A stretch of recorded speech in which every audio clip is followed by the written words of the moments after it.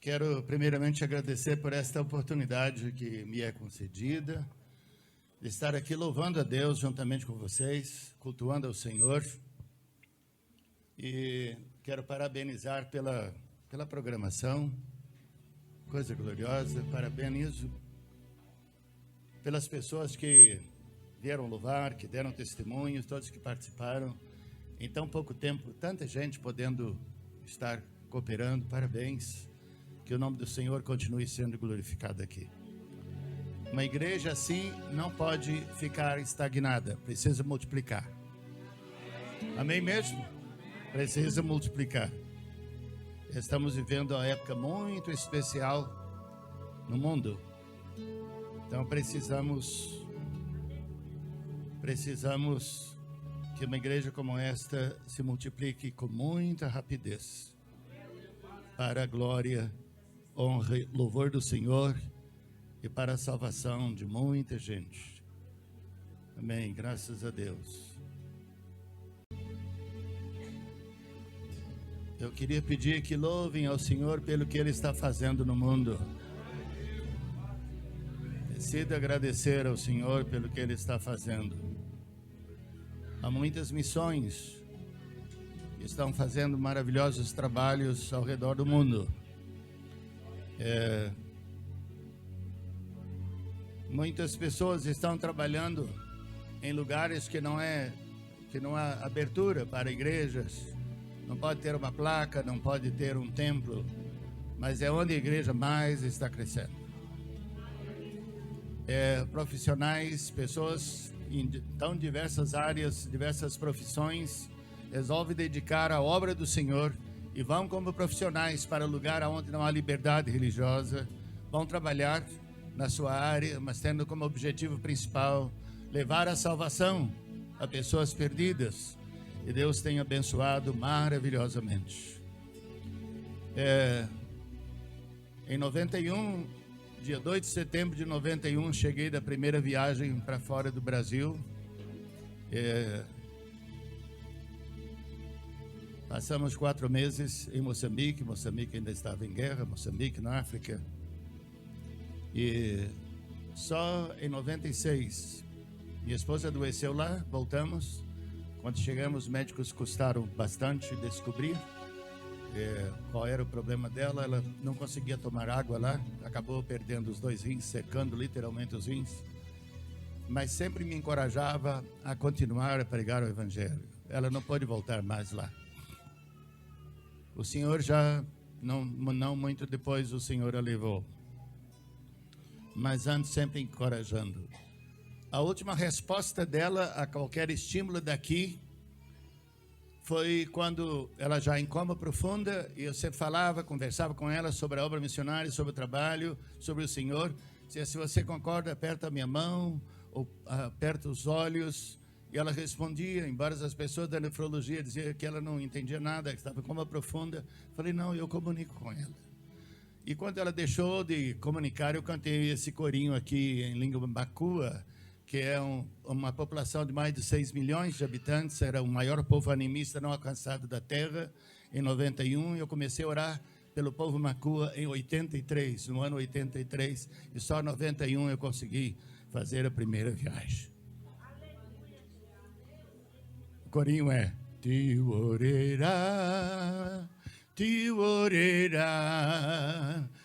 orerá, o kalanaye suvaroni. Ti orerá,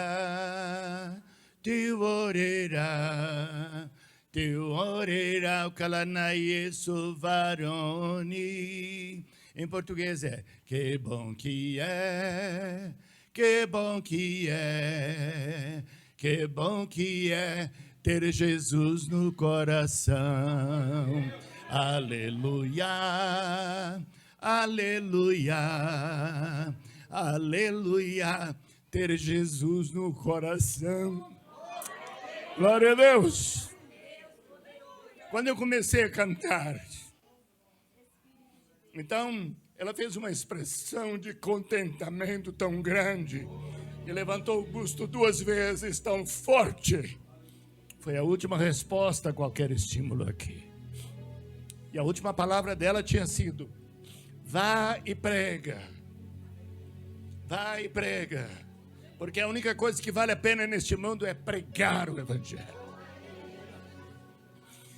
E ela já bem fraquinha, e ela disse: imagina como estaria você, como estaria eu, como estariam os nossos filhos e nossas noras, se alguém não nos tivesse pregado o evangelho.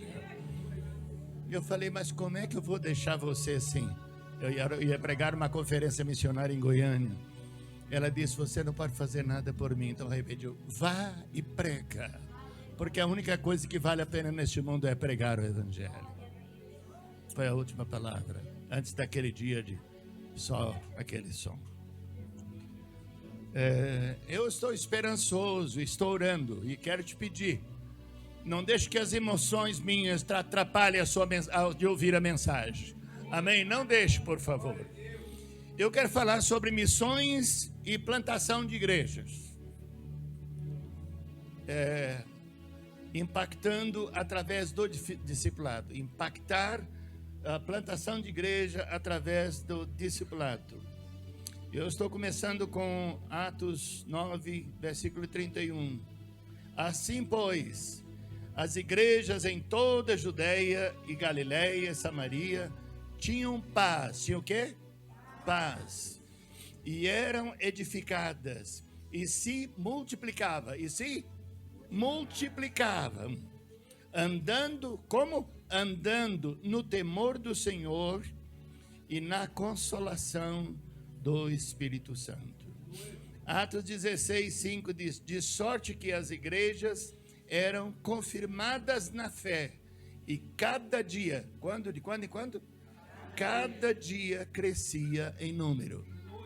Cada dia crescia em número as igrejas. Isto era por causa da palavra do Senhor Jesus. Após a ressurreição, os discípulos estavam num andar em cima, fechado, claro, com medo das autoridades, porque o líder havia sido condenado por crucificação, e eles esperavam fosse ele o Messias. Eles estavam com portas fechadas, trancadas. De repente, Jesus aparece ali no meio deles e diz: paz seja convosco. E eles pensavam que estavam vendo um fantasma. Não dava para pensar outra coisa diferente. Paredes espessas, grossas, fechado, não tinha outra coisa a pensar. Era pensar nisso mesmo. Pensar: está vendo fantasma. Jesus diz: deixa subir tais pensamentos nos vossos corações. Veja que um espírito não tem carne e nem ossos, como vedes que eu tenho. A física não vai conseguir explicar nada. Como é que podia atravessar e tendo carne e ossos? Não vai dar para explicar. Mas a fé transcende. A fé transcende a razão. Então, quando Jesus ali com eles, ele dá a grande comissão. Conforme em Marcos disse: ide pregai o evangelho a quem? A toda criatura. Pregai o evangelho a toda criatura. Quem crer e for batizado será salvo, mas quem não crer será condenado. E esses sinais seguirão os que crerem. Em meu nome expulsarão demônios, falarão novas línguas, pegarão em serpente e nada lhes fará mal. Nada lhes fará mal. Em Mateus, a grande comissão está escrito nessas palavras: ide por todo o mundo e fazei discípulos de todas as nações, ensinando-os a guardar todas as coisas que eu vos tenho ordenado, e eis que eu estarei convosco todos os dias até a consumação do século. Existem duas circunstâncias da promessa de Deus em que Jesus está presente. Uma delas é reunir 2 ou 3 pessoas no nome de Jesus. Reunir 2 ou 3. E outra é ir para fazer a obra. Ele vai conosco. Ele promete ir conosco. Então, o maior impacto que a igreja pode causar por gerações e em muitas nações tem 2 elementos fundamentais. Quantos? 2 elementos fundamentais: a evangelização e uma educação simples e pura do evangelho. Evangelização e ensinamento simples e puro do evangelho. A igreja precisa decidir e se responsabilizar pela evangelização e pela educação bíblica. Precisa se responsabilizar por isso. Viver e difundir o evangelho é vocação, é missão e é desafio unicamente dos discípulos de Jesus. Não tem empresa, não tem nada, precisa ser discípulos. O discípulo pode ter empresa, pode ter o que for, mas quem vai fazer a obra é o discípulo de Jesus. A educação da igreja deve ter abrangência horizontal e vertical, buscando atingir todas as áreas e todos os níveis do saber. Então, o povo de Deus deve estudar em todas as áreas. Ei, jovens, eu nasci, fui criado na roça, me converti aos 18 anos de idade na roça, estudei até o 3º ano primário em escola rural. Quando eu aceitei Jesus, eu vi a necessidade de continuar estudando. Para fazer o ensino primário e o ensino médio, tive que estudar sozinho, prestar prova. Só prestar prova. Graças a Deus, passei. Cheguei a ser professor de faculdade. Por causa do evangelho. Então, povo de Deus, decida estudar. Decida aproveitar o tempo com este objetivo. Ser testemunho do Senhor, ser luz do evangelho em todas e quaisquer profissões. Os membros da igreja devem ser capacitados e assumir a vanguarda na aprendizagem e no exercício educacional onde se estabelecer. Vou falar um pouquinho para falar de Moçambique, então. Consegui levar o nosso casal de missionário para lá em 96. Em 29 de setembro de 96, chegamos lá 11 horas da noite. 11 horas da noite chegamos em Nampula para começar do zero aquele trabalho. No dia seguinte, saí com o casal na rua e vinha um moçambicano ali. E eu convidei se ele podia tirar uma foto com os nossos chegantes ali. Sim, podemos. Então tirei a foto para registrar. Estamos começando do zero. Não temos nenhum irmão com quem tirar uma foto. Nós hoje temos um missionário, o Centro de Treinamento Missionário. Nós temos um centro de convivência de obreiros e líderes. Temos um centro de convivência. Temos um orfanato com mais de 80 internos, meninos e meninas. Temos uma escola ainda começando, uma escola profissionalizante. Escola profissionalizante. Quero que ore, porque quero levar agora um professor de tecnologia, professor de universidade, para treinar professores lá, para ensinar as pessoas do orfanato, para quando sai, já então estar numa profissão que o mundo está crescendo extraordinariamente, que nenhuma profissão vai estar bem sem tecnologia. Então precisamos disso, precisamos de milagre para que ele seja enviado comigo agora dia 31 de agosto, se Deus quiser. Nós temos também um projeto Água Limpa, que é para furar poço em comunidades onde não tem água. Muitas vezes tomei banho com 1 litro de água, porque a água buscada de longe, a pessoa saía de madrugadinha para buscar água e chegar à tardezinha com uma lata de água na cabeça. Então, para tomar banho, tomava com 1 litro de água, pegando com um copinho pequeno, botando e ir passando a água no corpo. E depois de passar o sabão e esfregar muito para sair com pouca água e ajudando a tirar com a mão. Mas então estamos abrindo poços naqueles lugares que não tem. Louvado seja Deus por isto. Temos uma escola primária que é reconhecida como a melhor escola primária do norte do país, com mais de 1.200 alunos. Mais de 1.200 alunos, para você ter uma ideia, em 2017 ou 2018, não sei se foi, na avaliação do Ministério da Educação, na província ou no estado de Nampula, que é a maior em extensão territorial e a mais populosa. Então, na avaliação do Ministério, apenas 7 professores daquela província chegaram ao nível top na avaliação. 5 foram da nossa escola. Pode aplaudir o Senhor por isso, é milagre de Deus. É milagre de Deus. Ei! Ei, amados líderes, é preciso assumir, é preciso assumir, Senhor, eu quero estar melhor preparado, eu quero ser canal de bênçãos.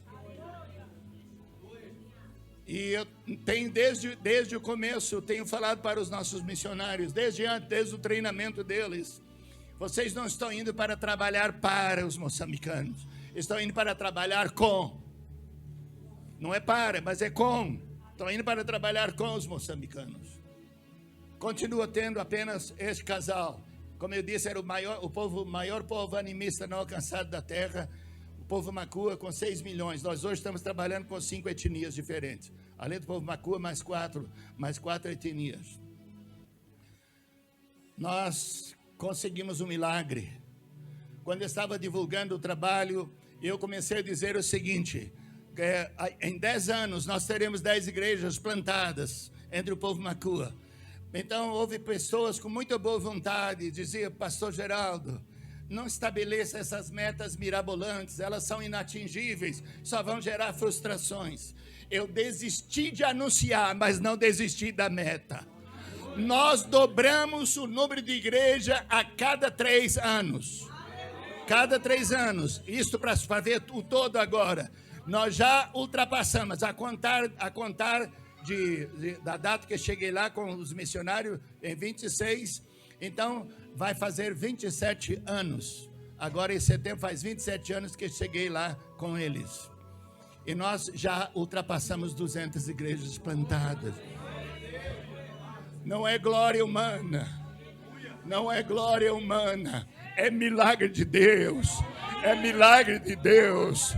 Fomos para um povo em que muitas missões já foram para lá, já estavam, outras foram depois, com muito recurso financeiro, nós com pouco recurso.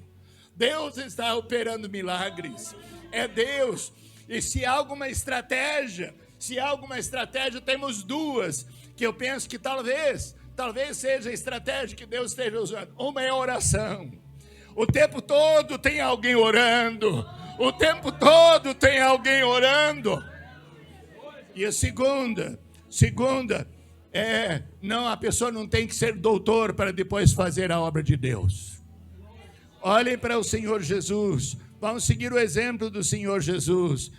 Vamos explicar pequenos exemplos aqui. Vamos pensar naquele endemoniado, que às vezes o demônio pegava, jogava no fogo, jogava na água, e já tinha muito tempo, muita gente conhecia aquele endemoniado, os discípulos, nem os discípulos conseguiram expulsar aqueles demônios. Jesus estava no monte orando, quando desce, a pessoa implora, quando ele expulsa o demônio, Jesus expulsa o demônio, fica ali um pouco, quando Jesus estava indo embora, aquele homem queria acompanhar Jesus, queria seguir Jesus, disse, não, volta para os teus, vai para os teus e conta tudo o que Deus te fez. O homem tinha acabado de decidir, acabado de receber um milagre, volta para os teus e conta tudo que Deus te fez. E ele foi para onde? Foi para Gadara. Foi para Gadara. O que é isto? Região das 10 cidades. Aliás, é Gadara. Decápolis. Região das 10 cidades. Acabou de converter. De onde que veio? Do trabalho de quem que foi reconhecido pela primeira vez no Novo Testamento que Jesus é Salvador do mundo? Trabalho de quem? Trabalho de uma mulher prostituta. Uma mulher que havia tido já 5 maridos e o que ela tinha agora não era seu marido. A mulher samaritana da cidade de Sicar. Jesus está indo com os discípulos, indo de Jerusalém para a província, para o sul.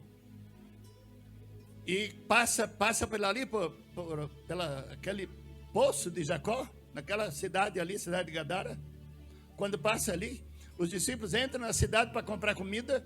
Jesus, cansado, com fome, com sede, eu vou ficar aqui enquanto vocês entram lá para comprar comida. E está aí, nisso vem a mulher samaritana, e ela vem com o seu cântaro, tira a água, enche o cântaro, e quando ela está saindo, o Senhor disse, mulher, dá-me um pouco desta água para eu beber. E a mulher disse, como tu pedes água a mim, sendo eu uma mulher samaritana e você é um judeu? Não sabe que os judeus não se dão com os samaritanos? Jesus disse, mulher, se você soubesse quem é que te pede água, tu lhe pedirias. E ele te daria da água viva. Senhor, tu não tens com que tirar, o poço é fundo. de onde você tiraria essa água? Jesus disse, qualquer que beber dessa água aí, voltará a ter sede, mas quem beber da água que eu der, nunca mais terá sede, e do seu interior vai jorrar uma fonte, que vai jorrar para a eternidade. A mulher disse, Senhor, me dá desta água para que eu não tenha que voltar aqui mais. Me dá dessa água. E Jesus disse, vai chamar o teu marido. Não tenho marido, senhor. Ah, verdade, você falou bem, você não tem marido. Você já teve 5, o que agora tem não é teu marido. Senhor, eu vejo que tu és profeta. Nossos pais adoraram aqui nesses montes, mas vocês, os judeus, dizem que é Jerusalém o lugar que deve adorar. Jesus disse, mulher, a hora vem e já chegou, em que os verdadeiros adoradores adorarão ao Pai em espírito e em verdade. Não é na aparência, não é show, não. Adorarão ao Pai em espírito e em verdade. Aquela mulher tinha um nível de conhecimento importantíssimo. E ela disse, eu sei, Senhor, eu sei que quando o Messias vier, ele vai nos ensinar todas estas coisas. Ela já tinha dito outro, revelado o conhecimento. E Jesus disse, sou eu que estou falando com você. Nisso os discípulos estão chegando, e a mulher então pega, vai e sai. Veja bem, Jesus estava lá esperando algo vital, que é a comida. Quando ela vem, ele pega algo vital, que é a água. A mulher está vindo também para buscar algo vital, algo indispensável para a vida. Mas quando os discípulos chegam, Jesus, ele fala com Jesus, Senhor, vem comer alguma coisa. Jesus disse, eu tenho uma comida que vocês não conhecem. Eles perguntaram, será que alguém trouxe comida? Eu fico imaginando que a pessoa que perguntou isso deve ter feito assim, para as costas da mulher. Será que alguém trouxe comida para ele? Não é o que eu penso. Será que alguém trouxe comida? E Jesus disse, a minha comida consiste em fazer a vontade daquele que me enviou e realizar a sua obra. Ei, povo, ei, pastores, líderes. É preciso ter a mesma percepção, a mesma decisão. Comida é algo vital. A minha comida consiste em fazer a vontade daquele que me enviou e realizar a sua obra, igreja.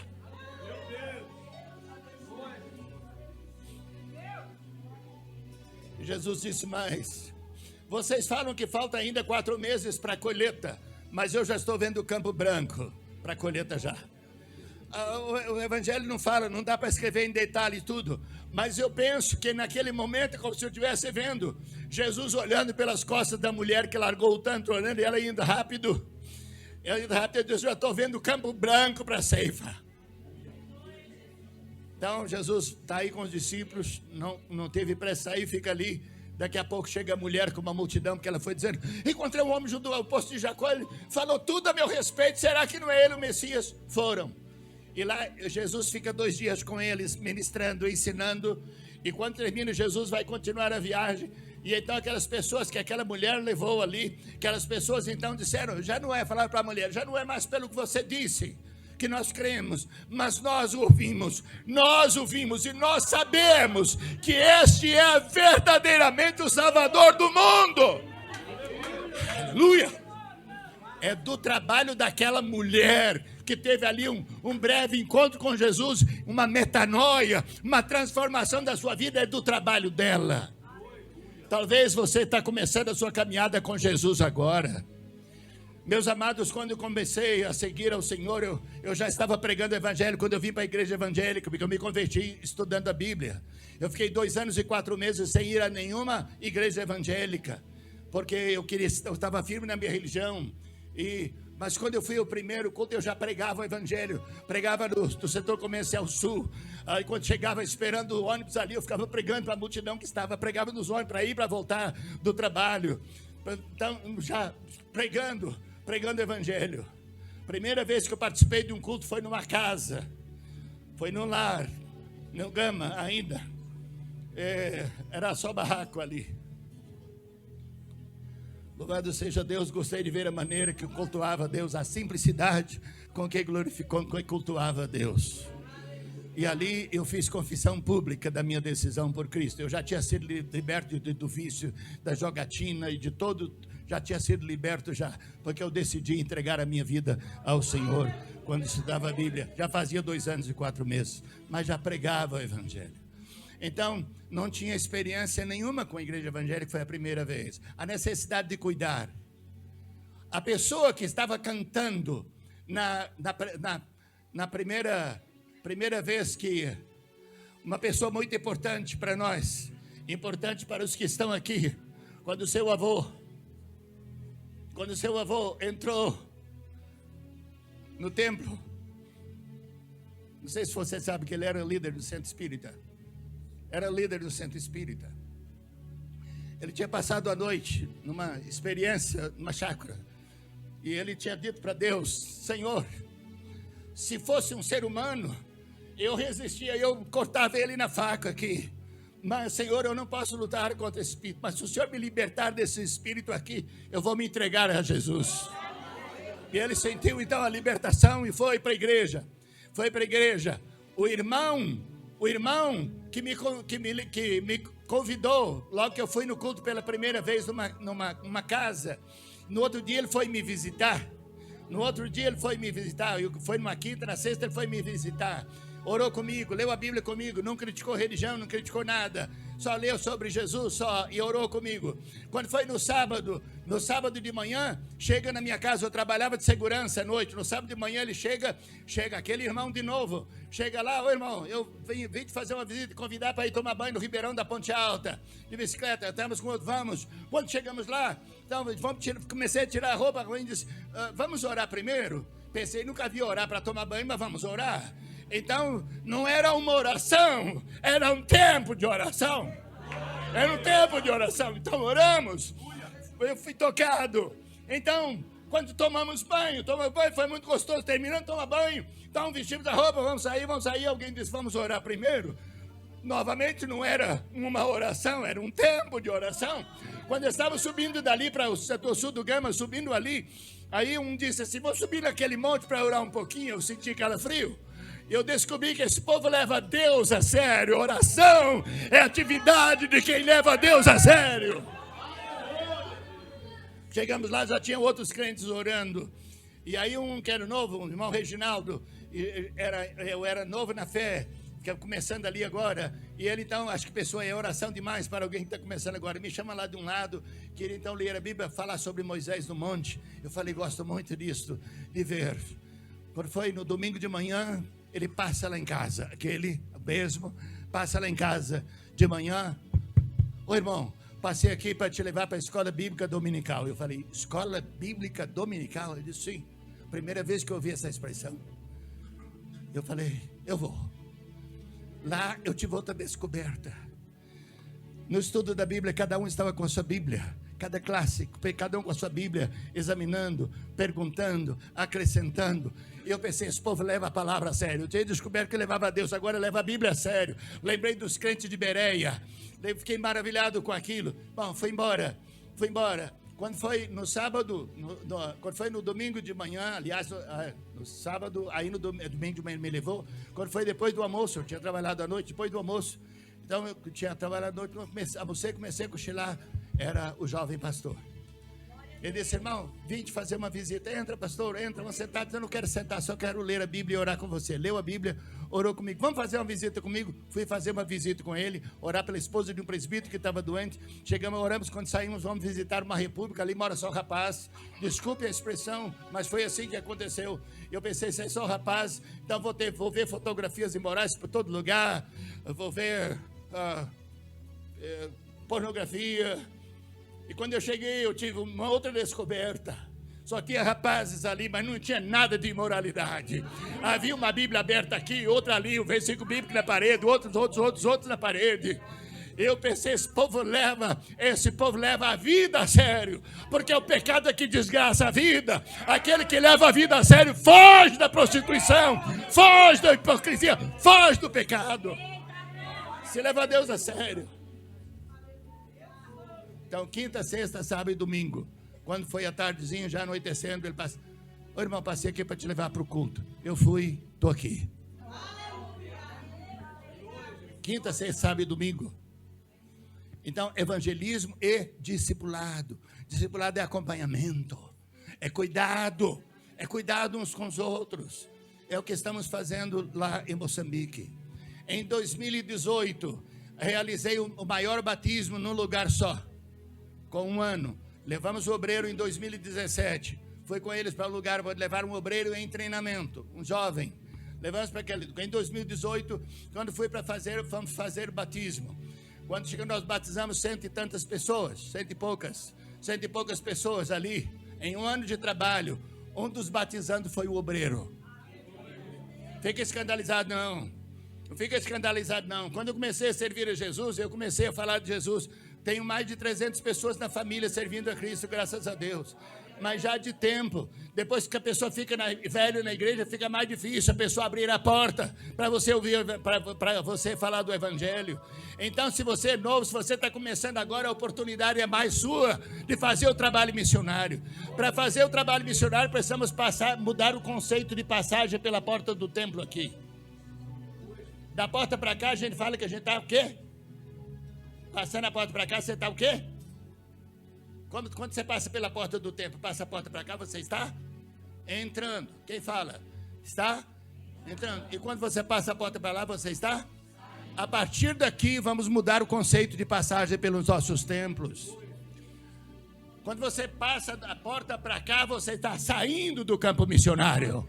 Amém, igreja? Amém? Adote isso, assuma isso diante de Deus. Quando você passa a porta para cá, você... Senhor, eu vou sair um pouco, eu quero estar com os meus irmãos, eu quero orar, eu preciso ouvir a tua palavra. Senhor, eu vou sair do campo um pouco, mas vou ficar aqui fora com os irmãos. Então vem aqui para fora, passou a porta para cá. Culto ao Senhor, então o Senhor está bom demais aqui fora. Tá bom, é tão bom estar aqui fora com o Senhor, mas eu vou voltar para o campo. Passa a porta para lá, entra para o campo missionário.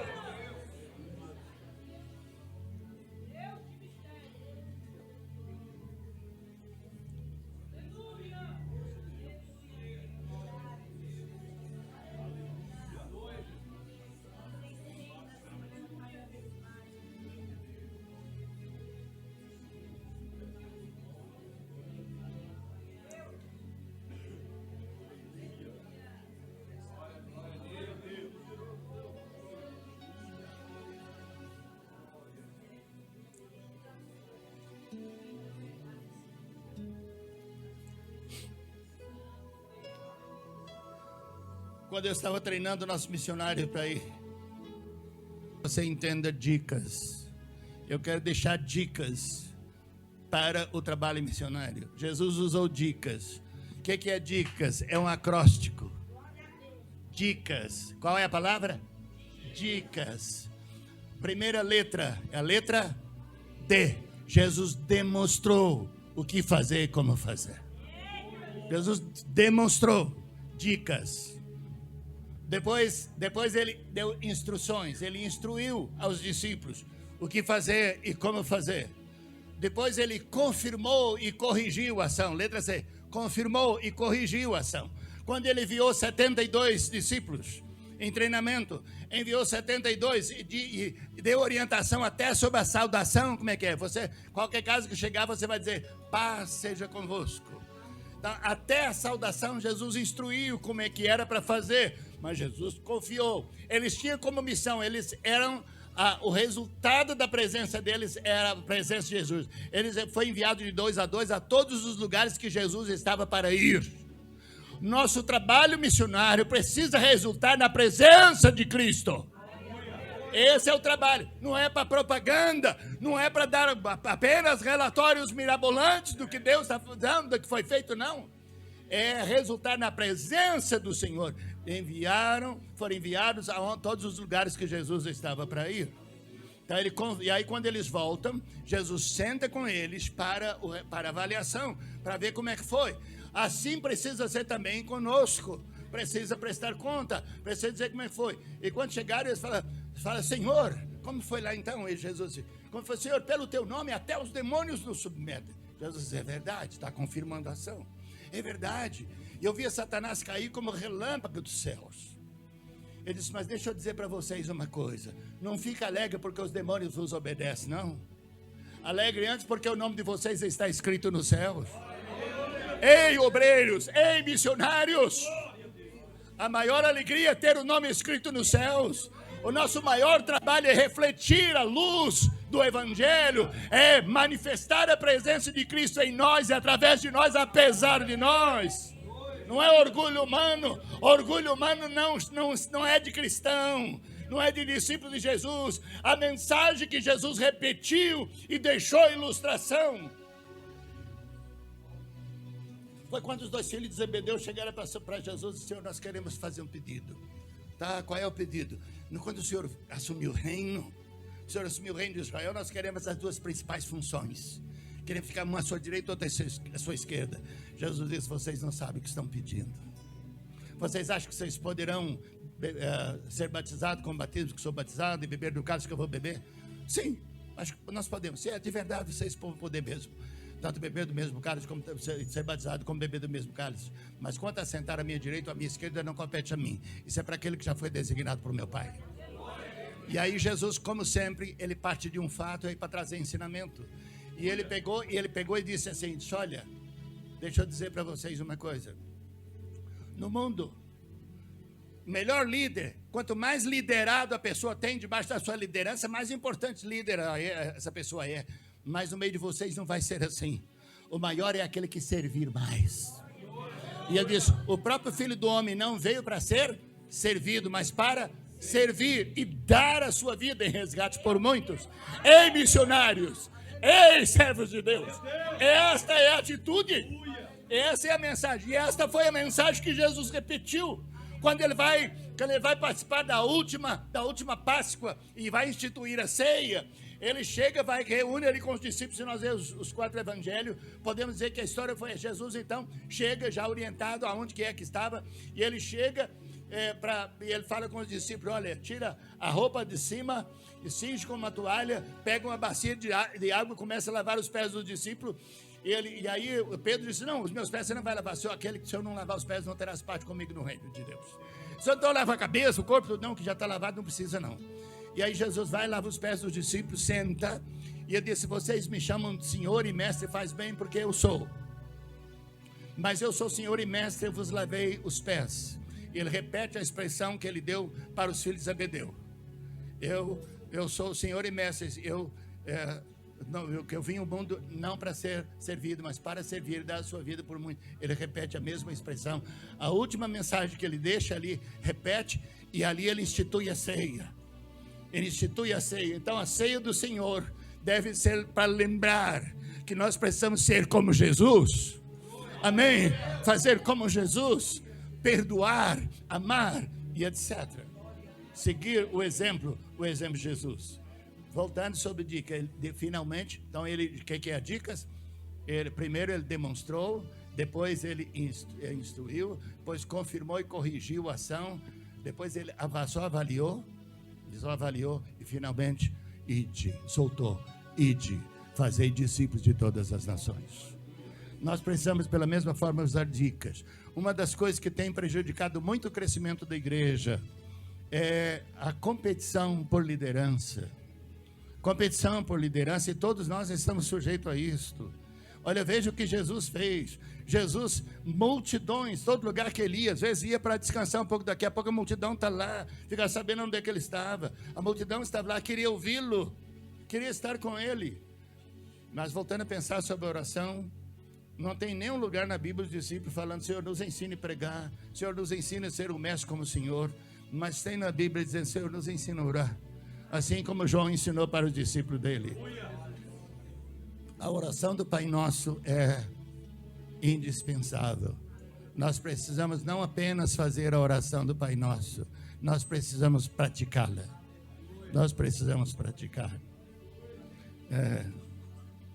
Então, Jesus usou dica, ele demonstrou como fazer e etc. Você vai lembrar de tudo isso, você vai ir para frente.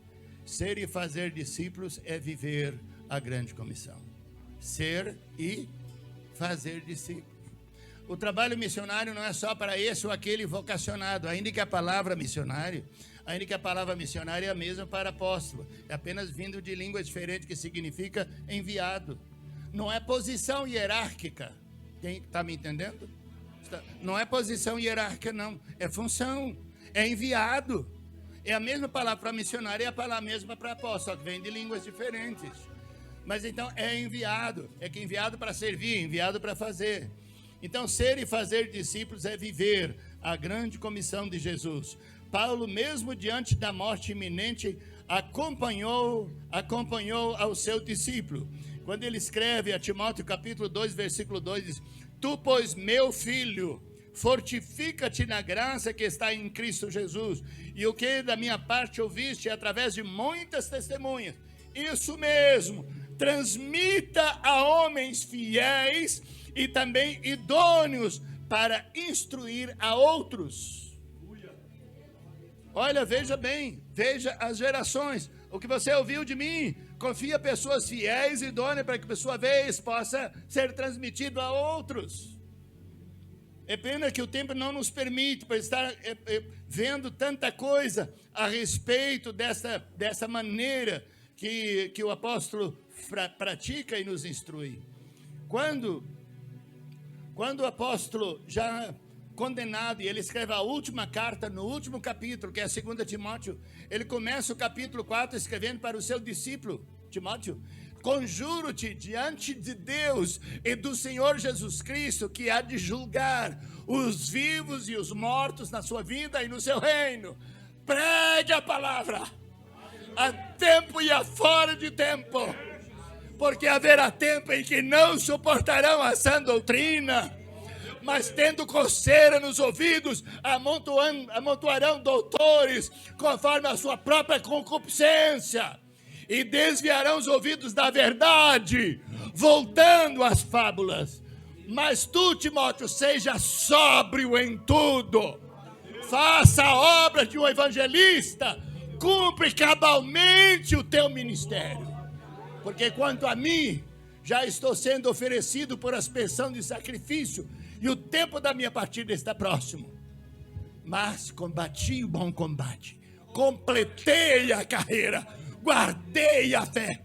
Ele está condenado, foi condenado pelo juiz da terra, sem ter feito mal, foi condenado, mas ele não está preocupado com a condenação daqui. Veja bem, quanto a mim, já estou sendo oferecido para a expiação de sacrifício, o tempo da minha partida está próximo, mas combati o bom combate, completei a carreira, guardei a fé, e desde agora a coroa da justiça me está guardada, a qual o Senhor, justo juiz, me dará naquele dia, e não somente a mim, mas a todos os que amarem a sua vinda.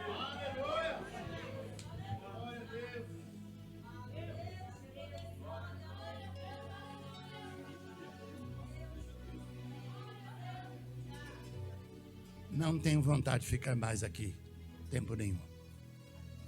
Minha vontade é estar com o Senhor. Meu desejo é estar com Ele.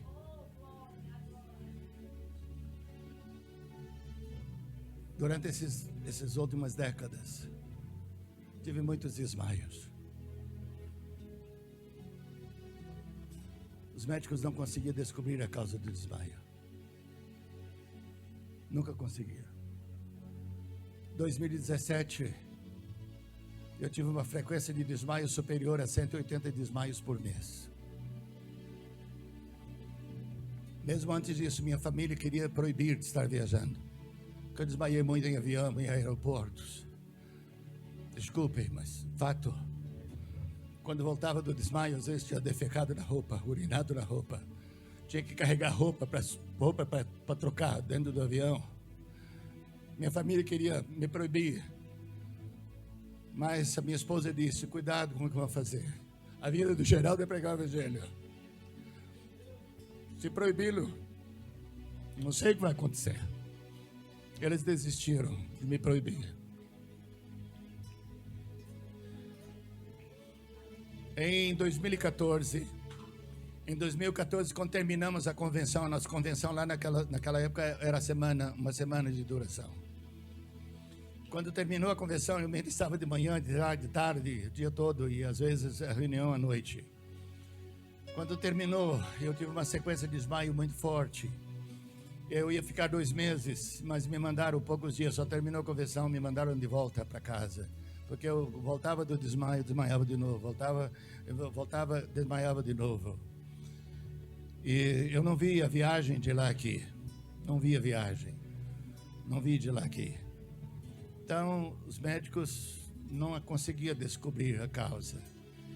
E quando foi em 2017, com essa frequência doida de desmaio, eu pensei, eu vou ter que parar. Eu descobri que já não estava ficando registrado na minha memória todos os desmaios.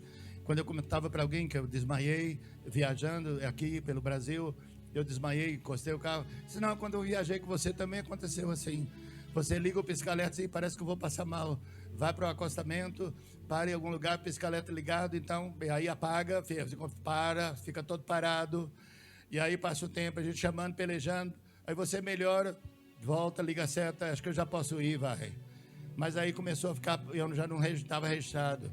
Eu falei, então eu vou precisar parar de dirigir, porque eu tenho medo de causar problema para o trânsito, porque o meu neurologista dizia, você não precisa parar de dirigir, porque você tem um sistema de alarme que funciona, então você não vai precisar de parar. Mas quando eu falei, eu vou precisar de parar então, falei com Deus que eu ia precisar de parar, e eu voltei ao médico, ele disse, vou dobrar o remédio então, porque você está desmaiando muito tanto assim, vou dobrar o remédio, era um remédio que era tentativa. Quando dobrou o número, naquele dia eu não desmaiei. E também eu comi uma folha de moringa. Moringa, não sei se alguém conhece moringa. Moringa é uma árvore da Índia e está hoje praticamente no mundo todo.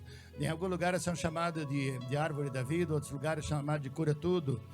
E então eu comecei a comer, pensar, pode ser. E aí eu voltei ao remédio antigo. E depois fui tomar um dia sim, outro não, um dia sim, dois não. E fui desmamando do medicamento, que eu falava, eu acho que eu estou curado. Eu acho que eu estou curado. Pode não ser nenhuma dessas coisas, mas o Senhor para que eu não pare. O Senhor para que eu não pare. E eu voltei, há 5 meses atrás, eu fui no neurologista que cuidava de mim, mas eu não tinha dinheiro mais para estar com ele. E eu fui lá que eu precisava renovar minha carteira de motorista. E ele disse, seu Geraldo, e aqueles desmaios, contei para ele do desmaio em 2017, da frequência, mas que o último desmaio foi em setembro.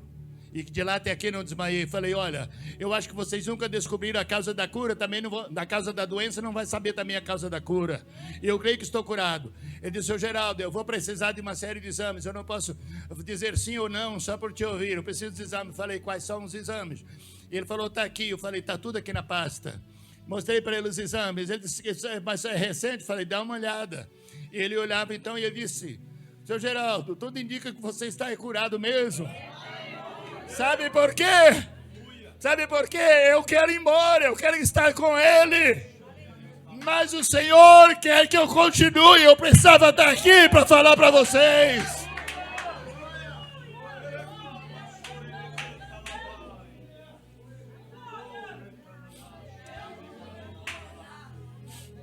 Eu vou ter que ir saltando lá para frente. O discipulado nos dá propósitos definidos. O discipulado nos dá propósito definido.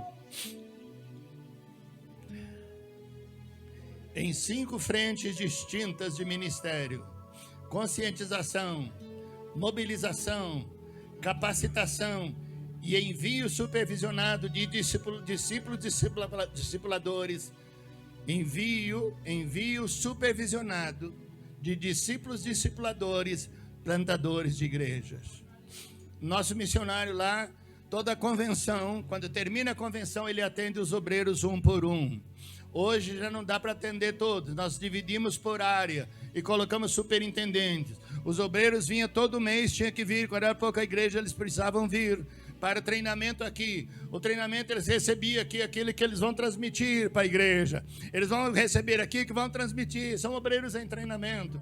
E nossos obreiros, inclusive os coordenadores de áreas, e todos os professores da escola e o coordenador pedagógico da escola, todos os nossos obreiros vieram do orfanato. Vieram do orfanato, onde discipulamos, onde treinamos. E são pessoas de vida transformada. Glórias ao Senhor Jesus Cristo. Obrigado, Pai. Muito obrigado, Pai. Glória a Deus. Glória a Deus.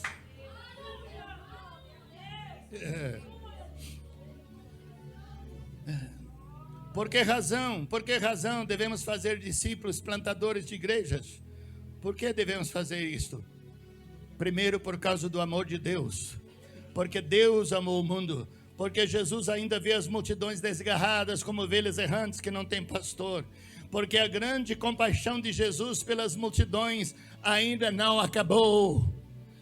Porque Jesus é o caminho, a verdade e a vida, e ninguém vai ao Pai a não ser por Ele. Porque em nenhum outro há salvação, porque também debaixo do céu nenhum outro nome há dado entre os homens pelo qual importa que sejamos salvos. Também por causa da necessidade da igreja de obedecer ao mandado de Cristo e cumprir com eficácia a grande comissão. A igreja precisa, a igreja que não importa, a igreja que vai crescendo, parece estar mais inchando.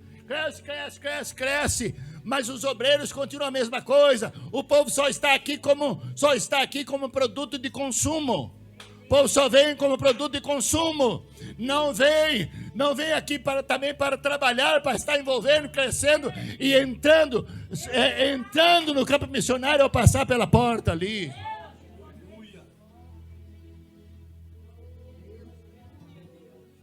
Devemos fazer missões por causa da necessidade da igreja de obedecer ao mandado de Cristo e cumprir com eficácia a grande comissão. Porque a igreja necessita urgente e consistentemente realizar com eficácia o trabalho que Jesus ordenou fazer. Pregar o evangelho a toda criatura, fazei discípulos de todas as nações. Porque essa tarefa ninguém além da igreja pode realizar. Porque a salvação só alcança aquele a quem a igreja alcançar com a pregação do evangelho. Deixa eu repetir. A salvação só alcança aquele que a igreja alcançar com a pregação do evangelho. Porque os que forem sendo salvos necessitam ser acrescentados à igreja, como era na era apostólica. Então a pessoa tem missões que vai evangeliza, mas não tem igreja, não planta igreja, não estabelece igreja. Vimos em Atos dos Apóstolos que onde pregava resultava em igrejas. Então nós também precisamos a mesma coisa. Precisamos fazer a mesma coisa. Porque é na igreja, através da igreja e apesar da igreja, que a presença de Deus em sua multiforme sabedoria, em sua eterna misericórdia, em sua preciosa graça, se manifesta em poderosa ação transformadora. O nosso trabalho é resgatar o perdido e ser instrumento de Deus para levar a esse que foi resgatado a restauração da imagem de Deus. Tem igreja que só está preocupada com 20, aí nós resgatamos, foi resgatado. Nós não somos salvos pelas boas obras, mas as boas obras é que evidencia se de verdade nascemos de novo. É a conduta, é a vida transformada que evidencia se realmente nascemos de novo. Falando ainda da razão por fazer missões, por causa da realidade humana. Porque o pecado afetou e arruinou indistintamente a imagem de Deus no homem, e este necessita urgentemente ser resgatado e ter a imagem de Deus nele restaurada. Porque todos pecaram e destituídos estão da glória de Deus, porque o salário do pecado é a morte, porque os campos ainda estão brancos para ceifas, porque a seara é grande e os trabalhadores são poucos. Eu vou saltar aqui a questão dos objetivos e metas, bem que precisava falar muito rapidamente aqui. Objetivo é resultado. Quais os resultados que a gente busca? Meta é o caminho que a gente vai trilhar. Meta é o caminho. Alvo é um ponto onde a gente quer chegar. Então nós precisamos, objetivo geral, conscientizar, mobilizar, capacitar, orientar e apoiar a igreja para gerar igrejas férteis. Gerar igrejas férteis e cumprir assim com a eficácia a sua missão de resgatar vidas e restaurar nelas a imagem de Deus. Meta, qual é a meta? Despertar, organizar, mobilizar, treinar e apoiar velhos, adultos, jovens, adolescentes, crianças no envio de plantadores de igreja, sendo e fazendo discípulos. É a maneira. Essa é a meta. Então estar fazendo isso para a glória de Deus. adotar como meta dobrar o número de igrejas em cada 2 anos. É o que eu vou fazer agora. Vou agora com esse desafio. Desafiar para dobrar o número de igrejas a cada 2 anos. Nós dobramos a cada 3. Vou levar um desafio. Quem promete orar por mim, por favor? Para Deus me dar graça. Vou levar. Dobrar a cada 2 anos, dobrar o número de igreja. Adotar metas e fazer discípulos discipuladores a cada ano. Fazer o quê? Fazer discípulos discipuladores a cada ano. Imagine que vocês aqui então vão conseguir 3 por 4. Tá? 3 pessoas, aqui foi 3 pessoas fazendo 4, já serão 12. Jesus tinha 12. Mas também chegou o momento que ele tinha, enviou 72. Aquele que falei dos 70, então 72 discípulos enviou em treinamento. Então já não era apenas os 12, mas já tinha outro grupo. Jesus exerceu o ministério durante 3 anos e meio. Durante 3 anos e meio. O Espírito Santo que estava sobre ele também está sobre nós. Está sobre nós. O que nós precisamos é obedecer. Amém? É obedecer, estabelecer essa estratégia, a orientação, seguir o exemplo de Jesus. Se iniciar, eu quero atenção para dados matemáticos. Por exemplo, nós temos aqui cerca de 100 pessoas, mas vamos pensar que tem 100 igrejas, que 100 igrejas aceitam o desafio. 100 igrejas hoje. Então, nós estamos em 2023. Em 2025 seremos 200 e vai então dobrando a cada número. Daqui a 36 anos nós seremos 26.214.400 igrejas. Daqui a 36 anos. Daqui a 36 anos. Então, amados, é hora de começar a pegar essas coisas para valer. O que ele está fazendo? Olha, nós trabalhamos lá com povos não alcançados. É difícil. Vamos precisar, claro, de dissociar igreja do templo, do prédio. Por lá nós começamos, muita igreja começa debaixo de cajueiro, debaixo de mangueira. Lá debaixo começa lá. Começa ao ar livre. Depois, quando vai juntando aquelas pessoas mesmo, faz uma cabana, faz uma coisa coberta de capim, coberta de palha. Quando vai crescendo, melhorando, então compra telhado, faz. Aí faz parede de adobe. Então começa, as próprias igrejas, vai fazendo. É muito pobre. Por exemplo, no orfanato, o maior desejo das nossas crianças no orfanato é ter um pão com suco, um pão com chá. Pão com chá, pelo menos uma vez por semana. O maior desejo deles é ter um pão com chá, e chá é apenas água doce. Ter um pão com chá pelo menos uma vez por semana. É gente muito pobre. Deus está fazendo a obra, é milagre de Deus. Mas tem que ter. Sempre fala para eles: olha, o trabalho educacional, o trabalho social, nós não estamos assistência social. Eu não quero. O Estatuto Nacional do Idoso, começou aqui no Brasil, começou com uma poesia que eu fiz. Não sei se alguém sabe disso, não? Caminhando pelas ruas, campos e palácios vi. Crianças sem paz, sujas, famintas, de pés no chão, lacrimejando empurradas a triste encruzilhada do ser sem ter. Lares arruinados, gente sem telhado, no sol, na chuva ou no frio que dói, sem agasalho, sem rumo, sem prumo, em busca da vida, na triste encruzilhada do ser sem ter. Madames granfinas e gente pensante ser quase algum, lágrima, dinheiro e fama como antolhos, que só mostram o ter em detrimento do ser.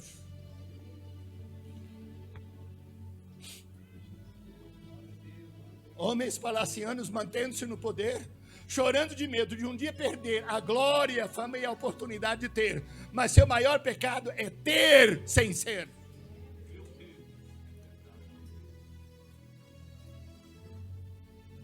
Rufiões e sultões ressurgindo, solapando os lares, agigantando a ira, a angústia e o ódio. São as bandas de uma destruição iminente. É uma espécie de uma geração sem Deus. Depois dessa poesia, eu comecei a visitar os idosos ali no setor leste do Gama. Sabia onde tem idoso. E começamos um trabalho. Tem pessoas aqui que lembram disso. Quem aqui lembra do trabalho com os idosos lá? Levanta a mão, deixa eu ver. A irmã ali, pelo menos. Começamos ali. Nosso grupo de idosos elaborou uma tese, com a participação de todos. Elaboramos uma tese e levamos para São Paulo, do 3º Encontro Nacional de Idosos. Aquela tese tirou o primeiro lugar. E o presidente do Senado veio 3 vezes na igreja para conhecer o trabalho com os idosos. O presidente da LBA, naquela época, veio uma vez. O presidente do Abrigo Cristão Redentor do Rio veio 5 vezes a Brasília para conhecer ali. Senadores, deputados, muitas vezes foram lá para conhecer o trabalho. Quando estava pastoreando em Goiânia, fui convidado pelo Ministério da Saúde para comparecer aqui para um reconhecimento público. Não é para glória minha, para mostrar que uma igreja pequena, gente pequena, pode fazer grandes coisas se for na orientação de Deus. Fazer na orientação de Deus.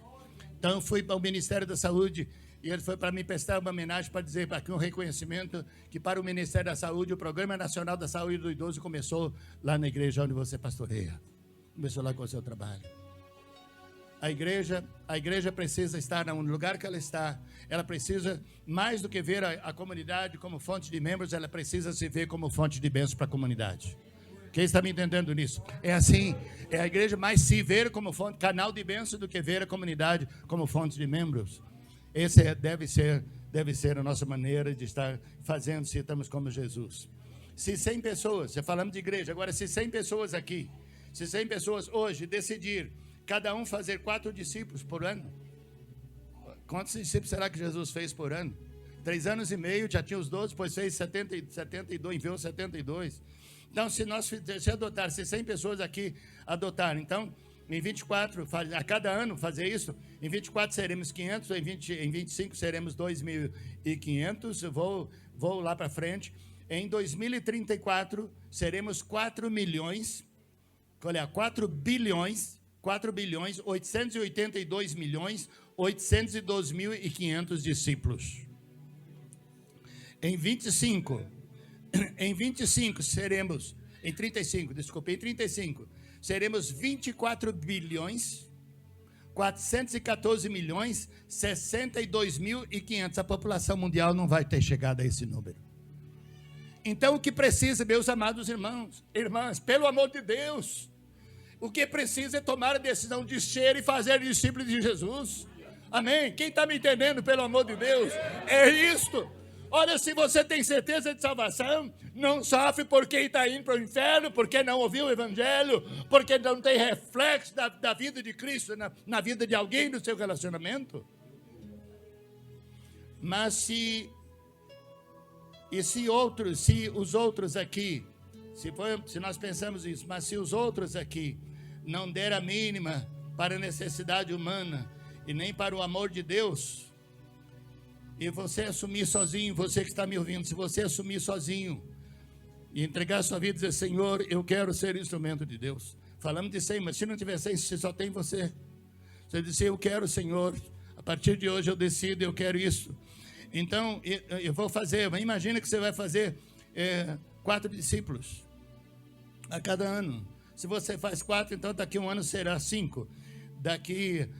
Em 25 você será, em 2025 será 25. Em 2026 será 125. E aí vai. Aí você vai chegar, então, em 2037, com 6 bilhões, 106 milhões, 515.621 discípulos, daqui a 14 anos. Se você sozinho pegar, mas levar isso a sério, de ser e fazer discípulos, multiplicar isso, pelo amor de Deus. Multiplicaremos a igreja com eficácia e com consistência, fazendo discípulos. Podemos estender a igreja a todo o território nacional e até aos confins da terra em 14 anos. A sua geração fará história em um crescimento sem limite. Dispensa a estrutura, mesmo que simples, mas a igreja, em santidade e unidade objetiva, pode cumprir cabalmente a grande comissão de Jesus em 14 anos. Só precisaremos cuidar de 4 gerações de discípulos. Paulo disse: o que me ouviste, através de muitas testemunhas, confia, está falando para Timóteo, confia a pessoas fiéis e idôneas, para que por sua vez transmita a outros. Eu vou parar por aqui. Já passei da hora que me foi dada. Mas eu quero orar com você. Tenho falado com o Senhor que, se Ele me usar aqui, E se vocês atenderem, eu estou com vontade de ir para a África primeiro, cumprir. No mês que entra eu vou para o Nordeste, mês de julho, começo de agosto, eu vou para o Sul, vou para Foz do Iguaçu. E eu volto no dia 21 de agosto, e no dia 31 eu vou para a África. Eu preciso de oração. Preciso. Os médicos têm dito antes desse resultado agora, que a qualquer hora eu vou ter perda total da consciência de autoexistência. Esse ano eu faço 76 anos de idade. E, como eu disse, eu acho que eu estou curado. Talvez Deus esteja reconstituindo também a minha memória. Por exemplo, eu tenho pensado que as coisas de Deus estão no HD acima das nuvens. Você pode ver que Deus me traz textos grandes. Perceberam isso?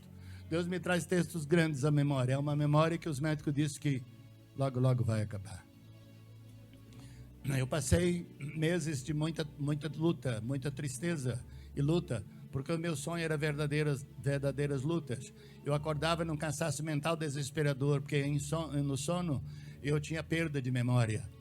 Eu não sabia onde é que estava. Às vezes estava com a pasta, com o laptop, ou às vezes com o iPad. E aí, de repente, eu não sabia onde que eu estava. Vou citar um exemplo. Numa desses pesadelos, desse tipo de sonhos, que eu acordava com um cansaço desesperador, eu estava de terno e eu ia para ministrar numa conferência. E aí, de repente, acabou a memória.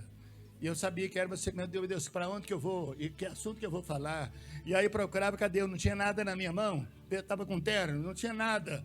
E sabia mas o que eu vou fazer? Falei, meu Deus, aí vi muitos homens passando uma direção assim, muitos homens de terno também.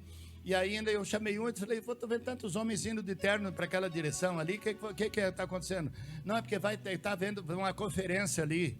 Vai ter uma conferência, nós estamos indo para lá para ouvir, participar dessa conferência. Falei, qual é o tema? Ele disse, o tema é educação. Eu falei, Senhor, então não é essa então, porque educação não é minha área. Eu falei, não, mas se for, eu vou falar sobre educação em família. Se for eu. Então, Senhor, eu vou falar sobre educação em família. Me ajude, me dê alguma coisa aqui. Então, fui pensando aquilo que ia dizer. Mas quando eu começava a pensar, alguém chegava, pastor Geraldo, você por aqui. Aí depois, para eu voltar aonde que eu estava, na minha memória, tentando lembrar, eu cansava, dava tempo. Aí quando eu começava a pegar de novo, eu, pastor Geraldo, você está aqui. Eu disse, Senhor, como é que eu vou fazer? Graças a Deus acordei. Cansaço mental desesperador. Eu creio que Deus vai me usar para ver um despertamento aqui. Então, tome a decisão. Tome a decisão. Tome a sua decisão.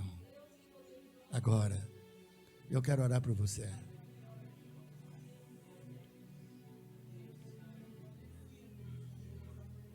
Tenho tido a oportunidade de estar em todos os continentes da terra. Nunca fui à Índia. Eu tenho contato com o missionário lá, mas nunca fui lá ainda. Se Deus quiser, na Índia, eu quero ir também. Houve um missionário, ficaram sabendo do missionário que morreu lá no Paquistão? Missionário brasileiro. Admirei muito a esposa dele, a viúva. Ora, pedindo oração, pediu pela filhinha dela, pedindo pelos filhos, pedindo pela família dele, mas pedindo pela continuidade da obra missionária. Pedindo pela continuidade. O normal do ser humano seria ela estar chorando desesperada. Mas cadê? Por que Deus fez isso comigo? Por que Deus levou meu marido? Por que Deus fez? O que adiantou a gente vir? Seria o normal. Se fosse mero ser humano. Mas é uma mulher que está demonstrando compromisso com a obra, com Deus e com a obra dele. É esse tipo de gente que Deus quer fazer de nós. Então eu quero que você vai curvar a sua cabeça. Aonde você está, por favor, feche os seus olhos. Eu quero orar com você. Mas eu quero um milagre de Deus na sua vida. Eu vou pedir para Deus te inundar com o amor dele pelos perdidos. Te dar paixão pelos perdidos. Querer alcançá-los. Decisão de ser fiel ao Senhor. E se você quer isso, eu vou orar. Se você quer isso, fique em pé onde você está, sem alardes. Que se for só um, em tão poucos anos, teremos feito mais discípulos do que a população do mundo.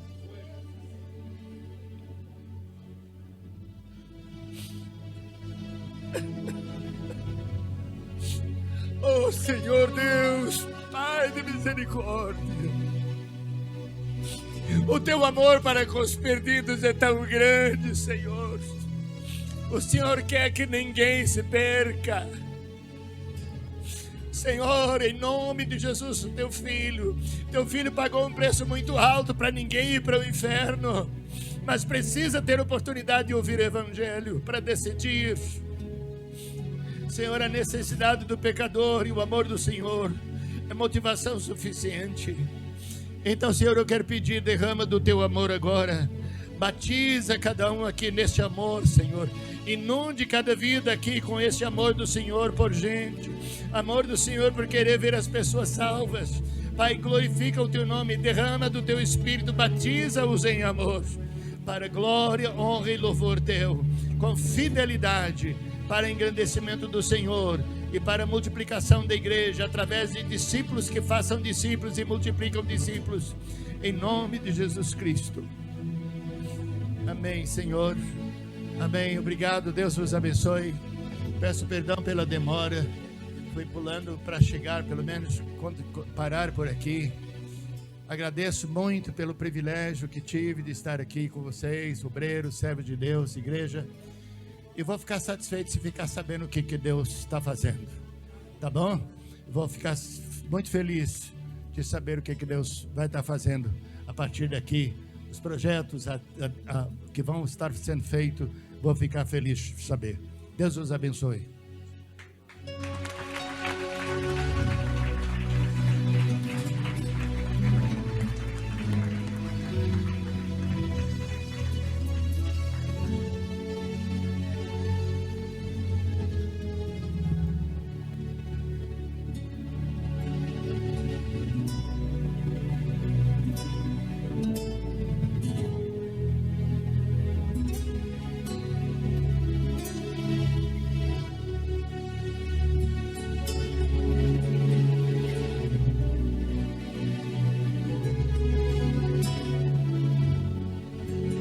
Quantos receberam de Deus nessa noite?